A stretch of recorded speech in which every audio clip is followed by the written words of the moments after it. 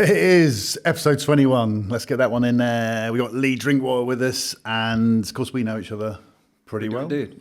We were neighbours. But before we go into that, make sure you subscribe. If you're watching this, if you're listening on YouTube, please hit subscribe. It helps us push it out further and further and further to support this message. So it's Beyond the Battlefield. It's episode 21. It's Lee Drinkwater, former Royal Marine, but still serving as a reservist. Part-time reservist. And doing what?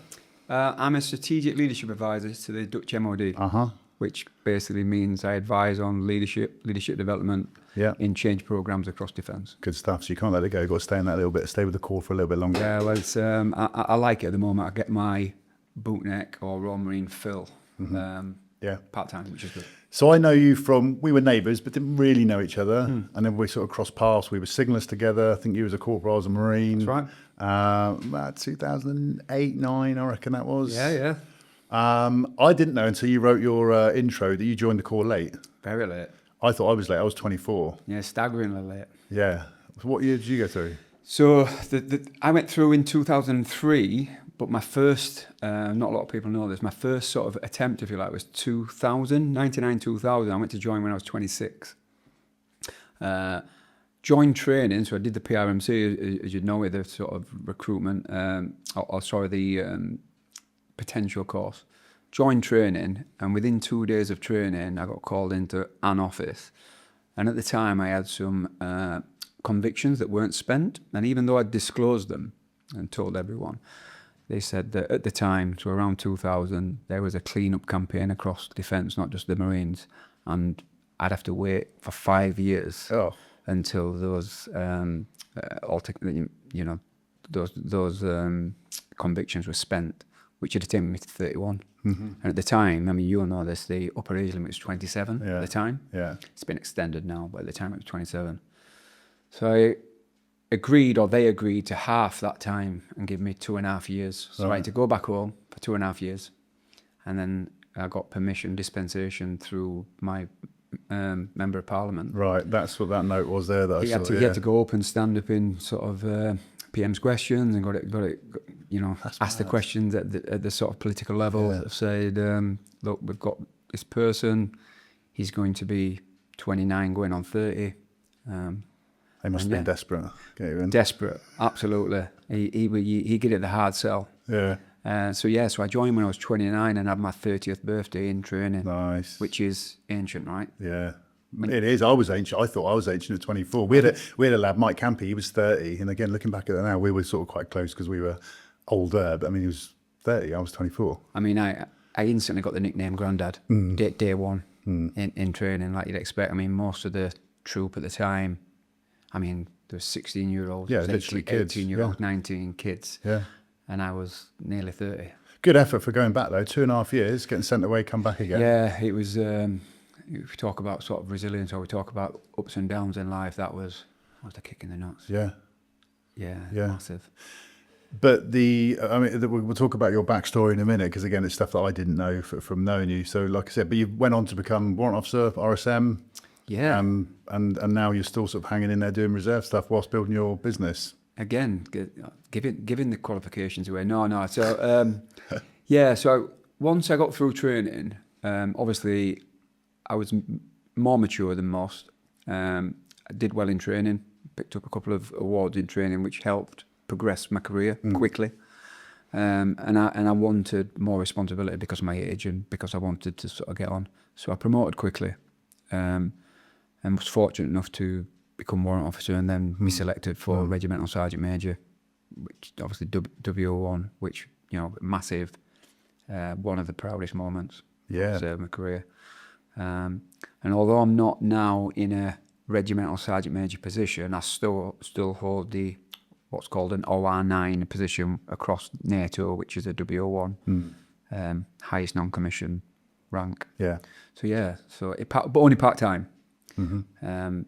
That was May. So I finished full-time 22 years May. And that is because you now run your leadership business called Solace. Yeah. And this is what I want to touch about. We'll come back to your backstory, if you like, in a minute. But tell us more about Solace. So let me just read this out. This is the message you put on there, and I like reading these out when guests come on. This is the message that you put with regard to leadership and resilience. If you're in a dark place right now, suffering burnout, constantly pushing, telling yourself to just keep going, stop and hear this. You don't need to be bulletproof to succeed or lead well. You need to be resilient. And that's something you build, not something you're born with. I like that. Yeah, I mean, obviously it resonates with your Yeah. company of Warrant Wellness, and we've talked offline. But basically Solace is built from a partly military perspective, military experiences, military ethoses and mindset and culture, but also my sort of upbringing and my previous life, which was, again, character building, filled with resilient episodes or episodes that needed resilience. I didn't know at the time. I didn't know how to categorize it as resilience, but it absolutely was. And I try to, or attempt to, deliver that information, knowledge, advice into organisations who have got particular challenges, either burnout being a key one in this modern working environment, burnout, or whether there's massive change in the organisation, exponential growth, anything that's going to cause stresses, strains, pressure. There's skills and there's frameworks and there's practices to enhance and to enhance your leadership journey, and then make your people feel more valued, show a bit more empathy. I'm going to use all these buzzwords that in the military and from most of our career, it wasn't really mentioned or sometimes frowned upon. I'm going to talk about vulnerability. I'm going to talk about empathy. Yeah, you mentioned this, didn't you, on the other page? And it was it's key. The alpha male, wasn't it? Well, yeah, and we've talked about, you mentioned the position of W01 or regimental sergeant major, and the sort of stereotype or the historic version of that RSM. For people watching or listening, you have to carry a cane around as a sign of the position.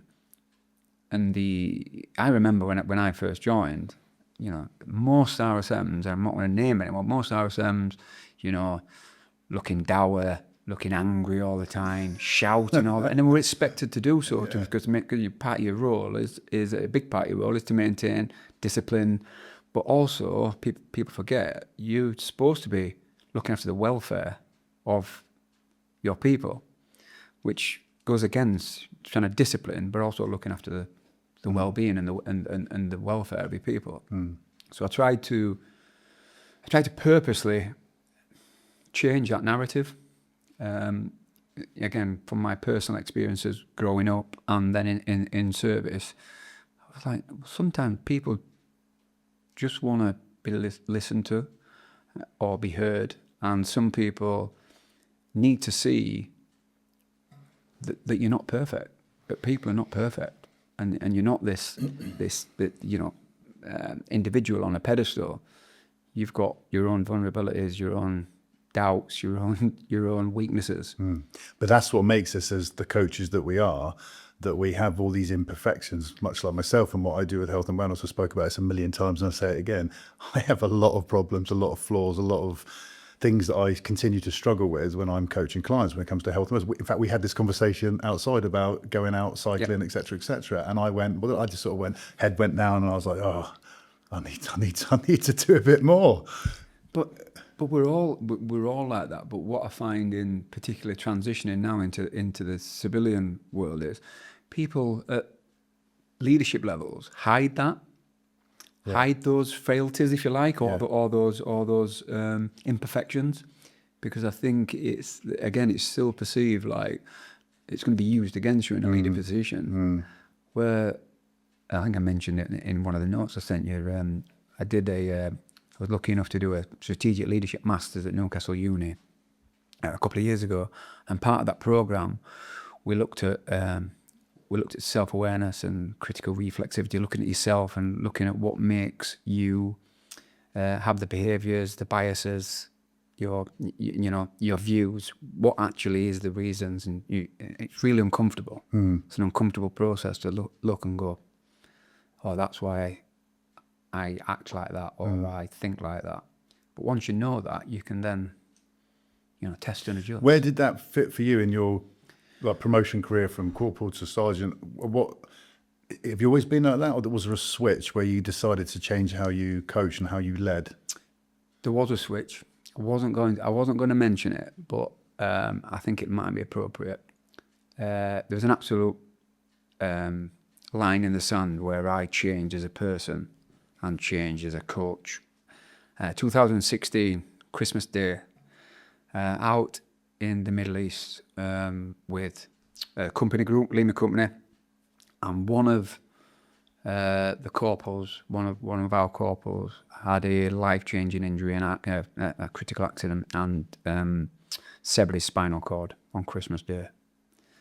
And I was the sergeant major at the time, responsible for welfare, administration and discipline of the whole group, circa 180 people. But that person, at that point, had a massive life-changing injury. And why do I mention it? Well, some of the narrative and some of the discussions around what should have been done and what needed to be done policy-wise and compliance-wise and all that kind of stuff really frustrated me, because at that point in time, I saw the individual who had everything taken away from him, his wife and his son, who their life had literally been turned upside down, and I wanted the information to be first and foremost to them, to try and support them in whatever way we could. And the system at times wasn't agile enough, and it really frustrated me. And so I wanted to make sure that from that moment on, I think about it a lot, but I absolutely, at the time, I had almost a moment looking myself in the mirror going, and it's now known as empathetic leadership and all that kind of, again, buzzwords, but the person or the people must be the priority in any organisation. And we were talking just outside, a lot of leaders will say and put in a tagline that our people are our prized asset, our people are our point of difference. And they are, absolutely, I agree, I concur. But not a lot of people will back that up and invest in people. And obviously going back to your Warriors wellness movement, why we're so aligned is, well, if you're going to invest in people, the people need to invest in themselves. And they need to be, in control of themselves as much as they possibly can, in the best physical and mental shape they possibly can, to then produce good results. Absolutely. And I mean, let's go with, we see this, Sergeant Major, Warrant Officer, Ironman, athlete. Yeah, so I got into that late. Yeah. Again, like everything. Speed went. I mean, we've talked about this. Speed and sort of any explosiveness sort of decreased as you get older. But I found my endurance was increasing, if anything. How old are you? I'm 52. I'll be nearly 52. Oh, yeah. Yeah. Hanging out. I'm going to say, are you shocked at that, or I thought you were 48. I literally thought you were a few years older than me. No, a little bit more. Mate, even more respect. So this is the message that I push all the time, and it's never fat shaming. It's understanding that people are in a state of unhealthy traits and being overweight, obese, etc., because of more than just laziness. We get that as coaches, but it frustrates me to hell when I see fathers in the playground when I'm picking up my daughter who are completely out of shape. I've used you as an example, 52. Ironman athlete, in good shape, certainly physically, to look at. And I just feel like that's where we should be in society. Maybe not at the standard you are, but we shouldn't be in this state of being sedentary, overweight, illnesses, degenerative diseases, injuries, depression, mental health. The list goes on. And I understand it's a complex subject, but I think you're a fantastic role model to go, like I said, I was like, fucking hell, 52. Wow. Yeah, well, I don't know about the role model bit, but I mean, you don't have to be on the scale of doing these ultra events or endurance events. No, not at all. But I would suggest just getting outside. Yeah. And going for, we talked about it earlier, just going out for a walk. And in nature's I'm biased in this because it's absolutely my solace, hence the name of the company. Being in nature and being in an outdoor environment is my solace. and always has been, but I just didn't realise it until later on in life. But I'm picking you up, looking at you and saying, like I said, about your career in the Corps, spoke about your athletic achievements from a forgotten mining village in Yorkshire where opportunities were scarce, is what you put, to leading global military operations and becoming a master's degree graduate, founded a leadership company. But that didn't just happen, right? No. So talk to me about the background of the trauma and the suffering you. Right, I think most of my trauma, apart from the one incident in 2016 that I've already touched on, when I was serving, came before I joined the Marines. So I was, like I said, from a mining village in South Yorkshire, which was vibrant and booming when the mines were alive in the 80s and the 70s and 80s. But obviously, since the mines closed, a quite bleak place. I love the place, but it's quite bleak. And I had nothing really to aim at, or I was just sort of meandering through life. And then I had 3, almost back to back, or in close succession, 3 again life-changing incidents. My youngest son, unfortunately, passed away of a heart condition in '97, and then almost straight after, my younger brother, who was only 21 at the time, passed away for an asthma attack. And then my nanan, and I use that word instead of grandma because if she's looking down, she'd go absolutely berserk if I called her grandma, who was the head of the family and basically everyone's rock in the family. She passed away as well. So those 3 things came together, and over 3 or 4 years, I was completely lost, broken. I think you use it quite openly in some of your story. I didn't know at the time, but I was absolutely broken, using alcohol excessively, getting into fights, getting in trouble with the police, hence why going in the previous comment about joining the Marines with having some indiscretion with the police. I was kind of completely lost and broken, unhealthy. How old were you when your lad died? I was 24. How old was he? He was only 4 days old. He had a heart condition, which frustratingly now is the procedural operation is not commonplace, but they can do it now. But back then, it couldn't do anything. And he died in my arms after the 4th day, which was changed my life. And then the other 2 events happened, which again just one on top of another, and then the wheels come off. And I was lost, completely broken. Didn't know what was. I thought I was going to, probably find myself in jail. And then I had my oldest 2 boys now, and they were only 17 months apart. They were born. They were tiny, 1.5, and a newborn. And I remember looking in the mirror and thinking, and being in tears, looking in the mirror. I can be open about that and saying, what are they going to think when they get old enough to, understand what? Will they respect the dad? Will they admire the dad? Will they have it? And the answer was no, absolutely not. Didn't respect myself. Didn't admire myself in any shape or form. And because of where you were. Yeah, because I was just I was work-wise. It was just hand to mouth. I was just trying to dotting around, getting some cash in hand money just to pay the bills. I say pay the bills, just to pay for beer. And I didn't have anything really for them to be proud of. And my best friend was in the Royal Marines. I knew nothing about it, but my best friend joined the Royal Marines, and he invited me down to his pass out. I mean, you've got lovely pictures around here of your pass out there. And I knew nothing about it. I went to his pass out with his family. He invited all his family and me. And I was like, yeah, I mean, the pride I saw in his family looking at him, and the pride I felt of him. Oh, that's where it's at. That's where it's at. That's the feeling I want my kids to have of me.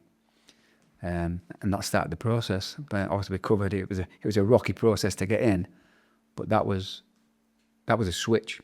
Just went, that's my aim. And I'll do anything I can to get in. And then, like I said, there was significant setbacks along the way to get there, to actually get to the start line. Yeah.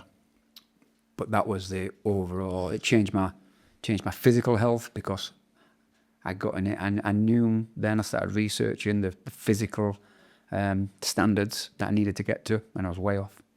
So I started to look at, get myself in shape. Guess what? My mental shape then started to align with the physical side, that relationship. I started to feel better about myself. And then May 2003, I eventually started for real, really. I remember when I signed up. I mean, mine's a completely different story. I've said this before. That's your story. This is mine. But I just rocked up. I'd lost my job. I was a copper. I'd been sacked. I'd spent 5 minutes I was a prison officer. Did a couple of years. Joined the police force. Got sacked in basic training, or were invited to leave, as I prefer to say. Yeah. And then literally I went home in tears. 22 years old. And then because I wanted to be a copper. That was my thing. And I wanted to be making my parents proud. And then, then my brother was a para, and then I ended up just obviously joining the Corps. But I just joined in that sort of let's give it a go. And then I started researching it. But what I was going to say was, when I signed up to, then you had to go and do a 1.5 miles on a treadmill in a fitness centre. Yeah. I think I had 6 weeks from signing to go, come on down. I went for my first run. Mate, I couldn't run 100 yards. Seriously. And what I mean is, I was quite heavy at the time. I was about 110 kilos, overweight as well, not good shape. And my calves were just locking up. And I was I remember stopping and thinking, I just signed up to join the Royal Marines. I can't even do 100 yards. So not 110 kilos, but I was boozing a lot at the time, but I was lifting as well. Yeah. I was like that stereotypical, I just want to get big and massive, and I was lifting, and the same. I could sprint 50 meters, 100 meters. But that was it. Yeah. I was done. So I had to change everything. But the thing is, in training, I could never run anyway. I was always at the back. I was right when you put weight on me, but I wasn't one of these whippersnappers around the camp circuit. I mean, neither, particularly not at my age. That was a leveler for me. Yeah. I wanted the weight. I wanted Bergens to be heavier. I wanted the weight. Yeah. I was fine when you put weight on, and that's obviously what it's all about. Nobody cares how fast you can run 1.5 miles, whatever. That's it. And then, of course, I went on to row anyway. I still can't run, but it's mad. It's having those moments in life. The looking in the mirror, and actually I've done that. I've looked in the mirror and they're saying, have a word with yourself, physically said something out loud to myself. So I do it quite regularly now, as part of and this is not I'm not preaching here. This just works for me. But like I say, I've come into the sort of the academia side quite late in life, and looking at and researching well-being, and researching obviously a lot of leadership and self-awareness and all the, like I said, the buzzwords. But I'm a massive believer. It's changed my whole perception on myself and how to engage with others. And I do it quite regularly. I'll come home and I'll look in the mirror and just go, right, have you been your best today? And that you can be flippant about it. You can look at yourself, have you been best today? Yeah, crack on. Or you can really ask yourself the question and pose that, be honest with yourself. Have I been? The conversation we had outside about you've got all this on your doorstep and your head dropped because you should be out. Yeah.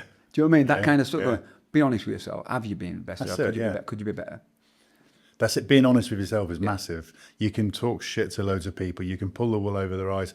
It's to yourself. This is what I use my board. It's like we use in our program. Some of the people use gratitude and stuff at the end of the day, and I do things in a way where I see all these post-it notes on my desk here. People say, "Why don't you just get a proper bit of technology?" Because I like screwing them up and putting them in the bin and winning, and just clear that by the end of the day. It clears that. Yeah, not that that's been cleared, but that's let's call that a week. But when I've got jobs to do, it's to clear it out of my mind, or I put it on the board here. And it's gratitude. Remember, I spoke about standing on the grass, taking my shoes off, doing a bit of grounding, and that's about mindfulness and standing there and being grateful for where I live, and that I've got 2 beautiful children, and I'm running a business and I'm helping people, and I'm fit and I'm healthy, and that's gratitude and being thankful for the things I've got, but it's been able to take control of it as well. Yeah. And then, like you said, going back to looking in the mirror and honest reflection, don't bullshit anyone, yourself.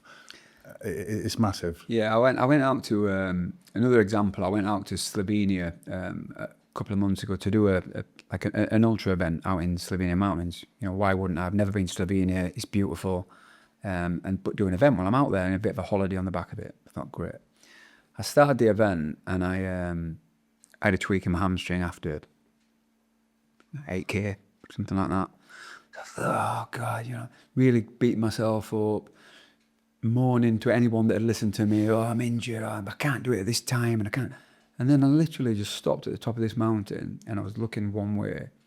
And it wasn't until I just turned around in like anger to the edge of the mountain and the view, the vista was like, breathtaking. And I was thinking, I just had that moment, I'm just going, right, okay, how lucky are you to be able to get up this mountain, to be stood here? Going back to the incident in 2016, the guy who I still keep in touch with regular now, he's paralysed for life, right? In an instant. How lucky am I to be able to get up there? Yes, not as fast as I wanted to, but to get up there, to see this view. How lucky am I to travel, to be fortunate enough to be able to afford to travel to that country? Do you mean? I just had that moment where I'm going, stop tripping. Yeah. You were just, you are so lucky. And I just carried on and I enjoyed the rest of it. Yeah. Do you know what I mean? I more or less walked it, but I enjoyed it. I loved it. Yeah. But I had to have that moment. I had to have that. I think that comes through with age and experience. I think so. Like when I was rowing 10 years ago, I was savage to myself. I was horrible to myself in terms of how I would judge success, how I would judge failure, how I portrayed myself, how I went about my business. I was very selfish. It was, looking back now, I achieved some great things and I was, turbo quick, but I was a horrible person. I was not a nice person. I think that's to a certain extent, the life of an elite sportsman, though. It's quite selfish and quite self-deprecating, and you've got to be solely almost. Well, I mean, I wasn't elite because this is amateur sport, but I was running a full-time job. I was traveling a 2-hour commute. I saw your time, and I followed you at the World Championships. It was elite enough. Yeah, no, it was pretty good. Yeah. But again, it was the stuff that I was juggling in between. And looking back now, it was not just about the selfishness, but it was about how I treated myself, which sounds ridiculous. And to say that out loud, to where I am now. I was speaking earlier about would I row again? I rowed back in December after 10 years. I didn't get the time that I wanted, but I wrote a blog about it and I was so happy. It wasn't about the time. It was about the comeback. It was about the process. It was about the achievement. It wasn't about the time. It used to be so obsessed with the time and where I was going to finish. I was a little bit slower than I wanted, and that's why he said, would you do it again? And I was like, don't know. So I read your blog, and not just it wasn't just your blog that sort of got the cogs going, but again, being sort of really honest with myself, I still struggle daily competing against my younger self. And going back to I read your blog, and it wasn't the time you wanted, and I looked at that and thought, well, that was that time set because. You remember how fast you did it and how it felt and all that kind of. It's 10 years later and you're competing a little bit against that because one of my flaws that I'm aware of is I do that.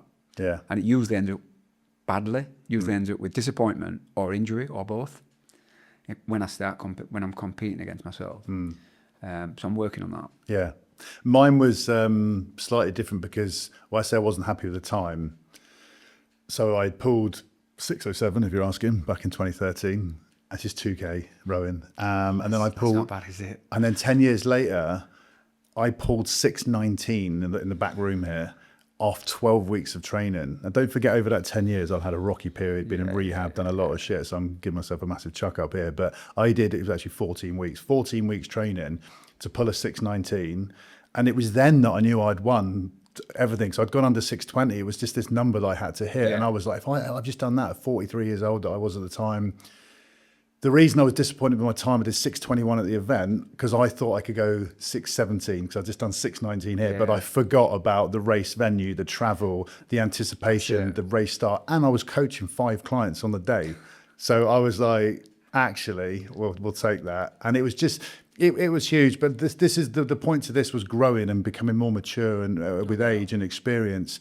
Old me would have never it would have been a car crash, but I was euphoric after that. Good, you should be. Yeah, I'd like to anyone that's listening or watching go and do a 6:21. Go and attempt a 621 and see what that feels But like. what I say to people is, like, you know, fit individuals in the gym. So 607 is a 131 split, 131.8, I think it is. So I say pull 131 for as long as you can. Yeah, forget about it. It's the same as, obviously, I'm a boxing coach and I do all the boxing. It's a similar thing where I see lads really fit, and I'll go on that punch bag and go max. Yeah. And they'll go, yeah, how long? And I'll go, just go max. And they'll do 30 seconds. Yeah. You know, I'm talking max effort now. Yeah. So 30 seconds, you're finished. Yeah, It's different. So my lad who comes to the gym with me, Max, we did a couple of weeks ago. We got in the gym there, the heavy bag. Yeah. So I've never boxed in my life, nothing about it other than just go for it for a workout. So I put the gloves on. I think I did 30 seconds on, 30 seconds off, and we did that 8 times. And I was in a shit state because I was going for it, and he was very humbled. He was like, he went mad for 10, 20 seconds. And the second round, third round, he was just like, whoa. And it gave him this newfound respect for hitting a bag. Yeah, whether it's hitting a bag or rowing, it's exactly like, it's humbling. Yeah. It's humbling. No matter how fit you think you are. Yeah. You try maxing out on anything. Yeah. Yeah, it's humbling. I've sold you short because I said to you, Ironmans, but in fact it's ultras, isn't it? So I've got into both of them just because, I suppose, born out of necessity. Like I said to you, I didn't have any speed anymore. I just get injured. So as I was getting older, I was picking up injuries every other week, trying to be fast. So I'm going to enter this event and beat my time, or I'm going to enter this event and beat that. And I just kept going to the same physios and going, it's my calf, it's my hamstring, it's my knee. And they were like that. What are you doing? Why are you still competing against your old self times? Go longer. So I started changing training. And the first thing I did in typical bootneck fashion, I'd never done over the longest event I'd ever done at that point was the 30 miler. Like most bootnecks, I'd done 30 miles over Dartmoor, that was it. And I got invited to the 350th birthday of the Corps, 166.4 kilometre South Downs Way yomp, if you like, across Winchester to Eastbourne.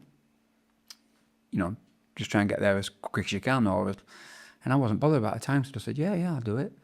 And I set off, and I was because I was so happy and content with, and I had a game plan of just being in that zone where I'm going for distance and not time. I'm just going, and I'm going to take in the surroundings, and I'm going to enjoy the procedure, and noting that you're going to have mental ups and downs along that journey of 36 hours straight with no sleep and all that. You're going to have those mental ups and downs.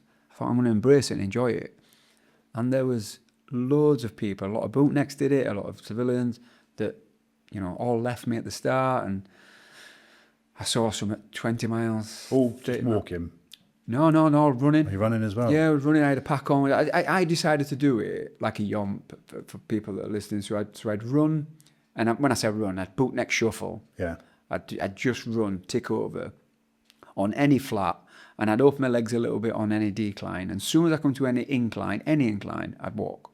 That was my I'd just break it up that way. And it worked. And I was like, I got to sort of 50 miles, and I was like, it's all right. And there's guys and girls getting recovered and in safety wagons and, pulling off with injuries or just quitting. I was like, I got to 100 miles of that. It's all right. Don't get me wrong, the end of it was cheeky and it hurt because you're going a long way, but that was the first thing that I was like, I can go distance. I can do distance. And then I started to get, I suppose, obsessed. I'm a bit of an obsessive personality. I started to look at the hydration, nutrition, the difference. What did you do for that? I had like pasty. Honest to God, I had a couple of pasties. I think I broke a couple of, to be cheap, I broke a couple of ration packs down. Brilliant. And made like grab bags with nuts and bits of fruit. But the nutrition was terrible. But it was what worked for me and what I was used to. But I started looking at that a little bit more for these next events. And then I started to look at, all right, where are these events? Is it the event that's important or the place? I thought, well, why can't I tie both of them? So I started picking places on the map that I'd not been, and seeing if there was an event in and around an ultra event, whether it be an Ironman or an ultra or some kind of endurance event in a place I'd not visited before. And I'd do the event. The plan was I'd do the event, and then I'd try and bolt on 2 or 3 days at the end and have a bit of see the world. And it's been doing that for probably 10 years now. So is it an ultra Ironman? Is that the correct terminology? No, a full Ironman's just an Ironman. Yeah. And then there's obviously the 70.3, which is a half Iron. So ultra marathon, I think it's classed as, someone's going to pick me up now, but I think it's classed as anything above 30 miles is an ultra marathon, I think, officially.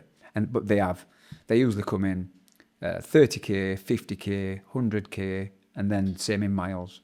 But this is just one discipline for running? Yeah.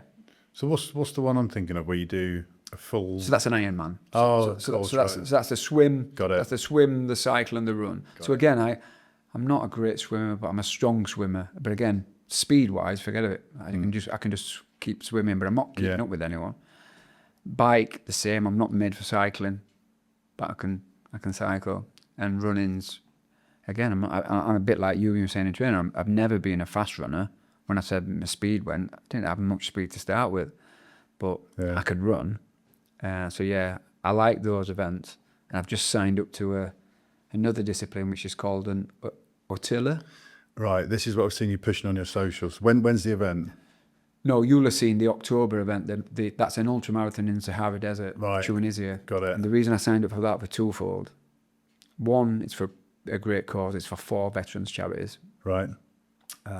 And 2, it's in the Sahara Desert, but it finishes at Tetayin, the original Star Wars set where Star Wars was filmed.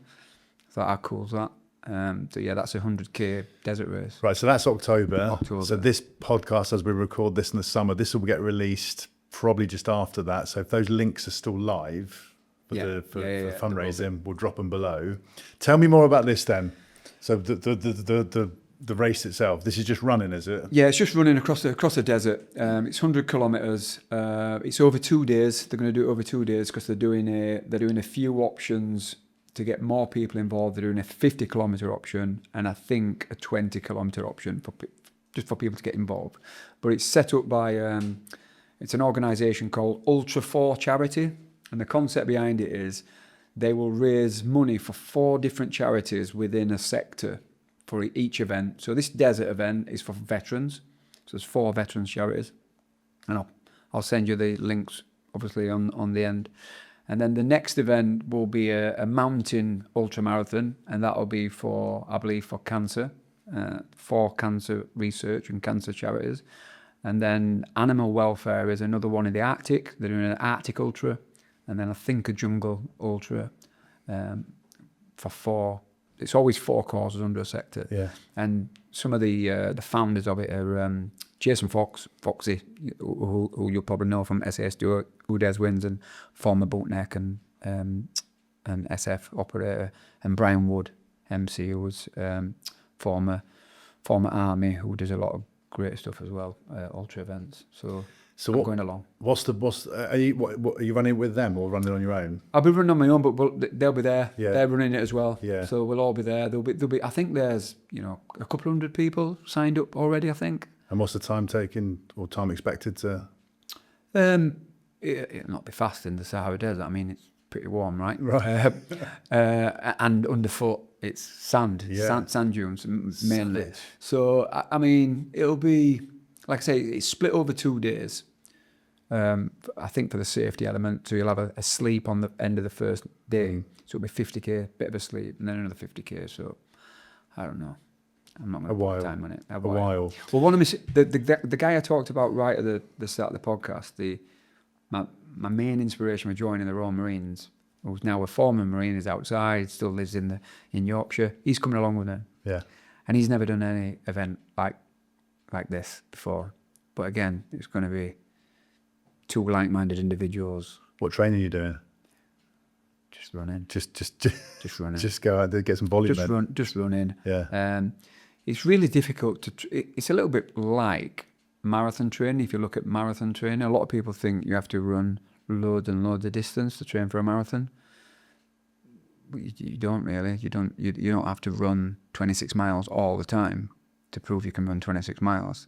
If you can run 10 miles in good order, and you've hydrated yourself correctly, and you've done your nutrition, then you should be able to. A lot of it's going to be conditioning, and you should be able to do that again. Yeah, conditioning, as in like the muscles not wrapping on you. Like, so if I, like, classic one for me, if I don't continuously go for walks, and I go for a walk, my ankle, my hip is gone because I've lost that conditioning to going out and doing stuff, which is why an advert and promotion for health and wellness, why we have to keep doing stuff over and over again, because you lose. It's not the fitness you lose, it's the conditioning. And your body just won't, and then you're suffering. Then you're really having to dig deep to, because your leg's hanging off. But the biggest thrill, I suppose, if I can call it that I get from ultra events, whether they're Ironman or ultra events, the biggest thrill is the mental side. Because if you are moving, walking, running, swimming, cycling, if you are moving for 48 hours and you haven't slept and there's going to be points along that journey where you're in a dark place, no matter how fit you are. And it's that bit that I thrive after. I look for that. That's, you know what I mean? Yeah, this is why I became addicted to rowing, because of the pain and the suffering that I wanted to put myself through for the end result and the satisfaction and the big pat on the back. And all my training I did, 99% of my training was on my own, either in a garage or in this case, here in my back room. It's not glamorous. No one's watching it. Me. That's it. No one's telling me to do it. Me. That's it. And it's having that discipline to go and do it, which gives you that big mental health boost. And it goes back to, I believe, and I don't do this. I'm not going to bullshit people, but do something every day that you don't want to do, that's hard.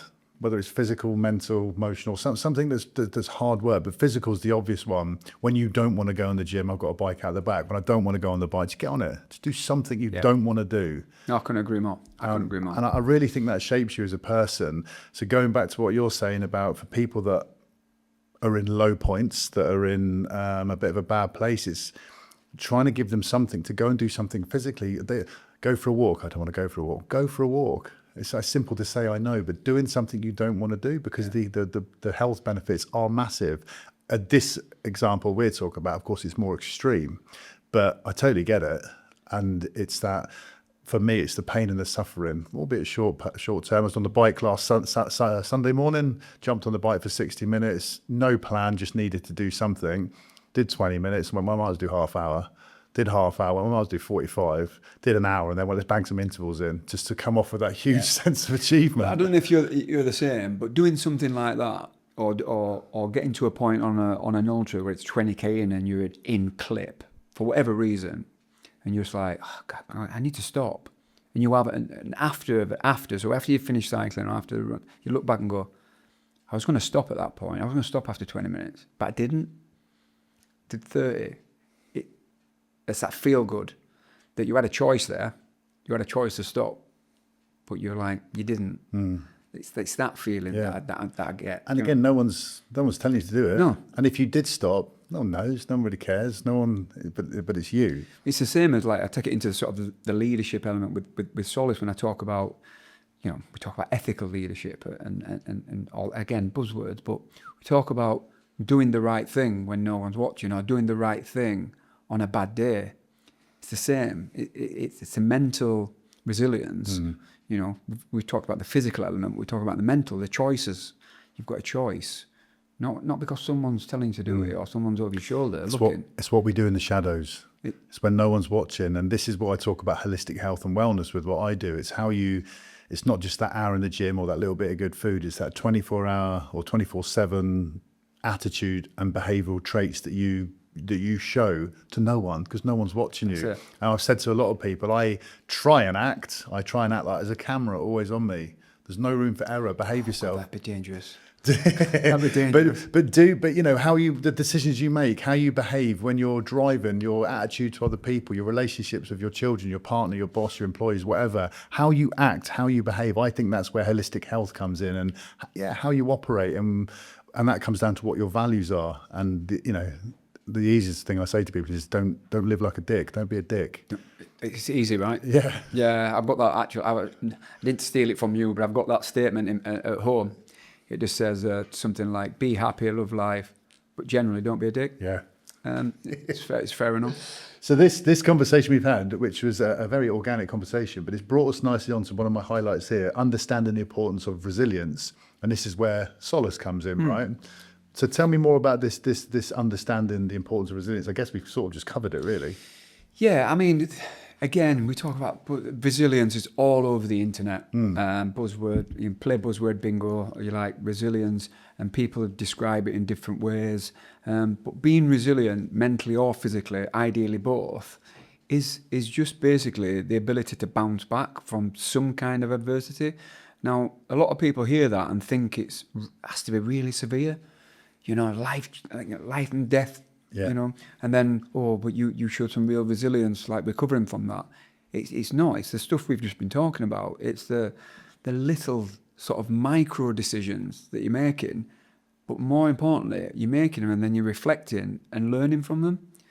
So I hear it all the time when I speak to organisations through Solace. We talk about resilient and being more resilient as people, and then being more resilient as an organisation. And being resilient is great. But if you're not learning from your low points or your mistakes, which everybody makes, or your flaws, if you're not learning from them and understanding that we've all got them, and how do we change our behaviours, change our attitude to be better the next time, you're not being resilient. You're just making mistakes and then getting back on the horse and making the same mistake and then getting back on the horse. Now, that's, I suppose, in some people's description, that is resilient, getting back on. Yes, but ideally you want to get back on with a little bit more knowledge and know-how of going, I know how to better deal with that exact situation now, and I can deal with it a little bit better because I've had that sort of, I've been kicked off the horse. Stop making the same mistake again. Yeah, I see a lot. I suppose it's brought me on to sort of, it's not a bugbear, but my sort of one of the main takeaways of some of the organisations and some of the conversations I have with people where they talk about being resilient as an organisation in particular, and you look at it and you're going, well, you're just continuing making the same mistake. You've not learned anything, and that's really hard to be resilient if you don't. Because at some point, again, going back to the horse analogy, at some point it's going to kick you off hard enough that you ain't going back on. Do you know what I mean? So if you've got someone that's suffering with let's call it poor resilience, and making mistakes and constantly getting beaten up in what they do and how they're living their life, I know you've written some stuff here. What's the first steps? What would you say to someone to build resilience? I think if we talk about, we brought it out in conversation, what's worked for both of us, and I've seen work for many people, is sort of a routine or something to actually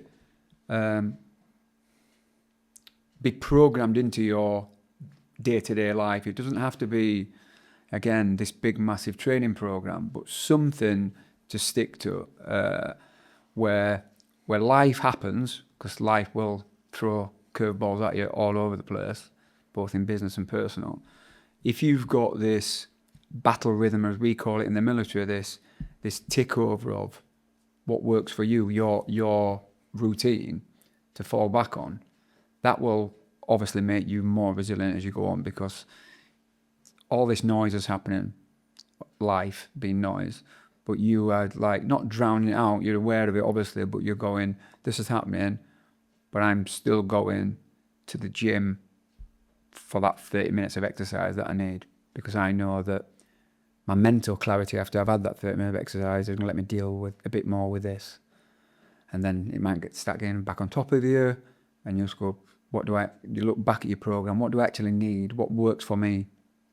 Do I need to take your shoes and socks off and go and stand on some grass and just ground yourself and just look at the environment and just go, it's not all bad.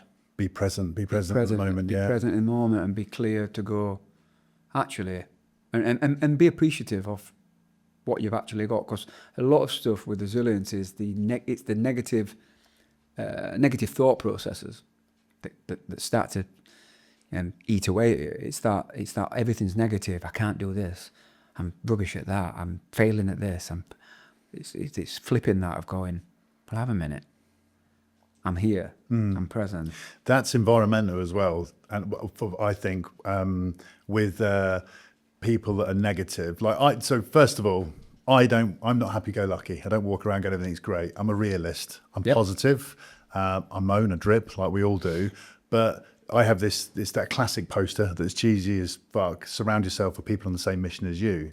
It's the environment that we find ourselves in. If you find yourself in a life where everything is shit and you are very negative, have a word with yourself, have a look at yourself, be honest with yourself, the stuff that we've spoken about, and look at the people around you. Who are you hanging out with? What's the environment you're putting yourself into? Are you hanging out with people that are displaying self-destructive behaviours, self-sabotage? That's what we talk about with behavioural change on the programme. Why do we keep failing? Because of self-sabotage. Why? Well, probably because your partner's not supportive, or your colleagues at work aren't supportive of what you're doing. You're hanging out with the wrong crowd. So I'm not suggesting people ditch their mates, but I think you need to be able to distance some people and pull in the people that are gonna 100%. They're gonna lift you up, particularly in times of in low points. But yeah, if you can get to that place, that sort of the gold standard is to have that support network. Let's call it that, a support network where, you all understand each other. You all sort of realise that you've all got strengths and weaknesses, but you all sort of help each other out with what, you don't always need a pat on the back. That's not, sometimes you might need a kick up the arse. Yeah. I mean, you've obviously, you talk about it a lot. This is not all sort of pink and fluffy and going, yeah, everything's great and in the world great and aren't we lucky to be here? Sometimes things are hard. Yeah. And the best way to deal with it is to go, I'll tell you what, I've got a support network. They've got my back. I need to deal with it. And that sometimes works. Not all the time, but sometimes it works. And this is, again, we spoke before we came in, this is why I make the effort to go to London every month. For me, I put it in my calendar, because going to those meetings, it's surrounding myself with people on the same mission as me, people that are trying to thrive and grow, and there's positivity. And I just think that's important. And I see it time and time again with people that haven't got that support network around them, which is why we as coaches provide that. But it's not just about that coach. It's about who's around you. I think that's absolutely massive. Motivation, right? This is one I wanted to touch on. Just get your thoughts on this. As a leadership coach, all the things that you do, I genuinely mean it when I say to people, and this is referring to going to the gym, being fit and healthy. I am very rarely motivated to go to the gym. Me too. But I go, and people go, it's easy for you. It's easy for you, you're motivated. I'm not, but I've got discipline, I've got structure, I've got a purpose of what I'm trying to do, got goals and all those buzzwords that we keep talking about. But it's true. Very rarely do I rock in the gym and go, come on then, here we go, motivated. I'm like, for fuck's sake. The word motivation, I was smiling as soon as you mentioned it. I hear it all the time. It's a bit of a fallacy, I think. You mentioned the word that I'd refer to straight away, discipline. Discipline trumps that, in my opinion, every day of the week. Having the discipline to go there in the first place, having the discipline to go to London, having the discipline to go to the gym, having the discipline to go outside when you don't really want to, because guess what? The weather's not that great. Today's easy, right? Some people will have a little bit of motivation today because the weather can do that. Yeah. Oh God, it's so warm. I'll put some shorts on, I'll go for a walk. Do it when it's raining. You'll get more benefit, I guarantee. Now this goes back to doing something that you don't want to do, doing something hard. Yeah. So it's the discipline will always trump motivation, in my view. Yeah. I generally mean that when I say I'm not motivated. I'm not. But it's not just having the discipline. It's then I've got the structure and the routine because I'm used to doing it and getting up and doing it. Most people, I would have thought, watching this, go to work, go to a job. Why? Because they have to. Yeah. But why don't people do exercise? Because it should be because you have to look after yourself. Because as you get older, you're going to get, less and less mobile, etc. But we were going off piece here slightly, but it's. For me, I see it all the time. People are too reactive. They're not proactive. They wait until the wheels fall off. They wait until they have a heart condition, a health condition or something. Oh, I better do something. And it's my job, I feel, in life, it's my purpose to say to people, come on, maybe to motivate people. I know we just said we can't use that, but to say to people, come on, you've got to go. Well, that's why, again, we're aligned, because where I'm going now and where I've tried to be in my military career is trying to make those incremental changes or adjustments to people's lives, whether it's personal or professional, that they should be hand in hand. They don't have to be wholesale changes. It just needs to be, look, if you eat better, if you sleep better, I'm obviously preaching to the choir here a little bit, but if you eat better and you get more nutrition, and you get your sort of daily exercise, I can almost guarantee things are going to start to improve in your personal life and your professional life. Yeah, it's almost an impossibility for it not yeah. to. Don't get me wrong, life will get in the way. Shit will happen. Life will get in the way. Yeah. But that's fine, because you've set your program. Your program is sleeping better, eating better, looking after yourself, and then you're behaving better. So your relationships with people at work are better. At home, they're better. Do you know what I mean? Absolutely. Hence holistic health, hence leadership, hence what we do. And I like what you say there, because I use that same words. I almost guarantee. I'll never guarantee anything for various reasons, but I almost 99.9%. I'm telling you, if you do X, Y, and Z, you will achieve this. Yeah. So there we go, mate. Let's wrap this up. This has been a fantastic conversation. I've enjoyed this. We're going to keep this rolling this on and on and on. But I love your way of thinking. I love your ethos. I love how you go about your business. I love everything about you. Thanks. Yeah. Likewise, straight back at you. But I appreciate you coming on, mate. Obviously, your marathon you've got coming up in the desert. October. Which has probably been and gone by the time this comes out. I don't know. In October. But we'll drop the links below. If they're still live, people can go and donate. We'll drop your links to Solace and all the bits and pieces. If people want to come and check you out, then please do so. We'll drop your socials down below. And if you're watching this still, hopefully you are, please subscribe to the YouTube channel. Please help support this mission, which is to, of course, positively impact and transform as many lives as possible. That's Warrior Wellness Movement beyond the battlefield. The Drinkwater. Thank you very much, sir. Thank you very much. Nice Cheers, man. Ollie. Appreciate it.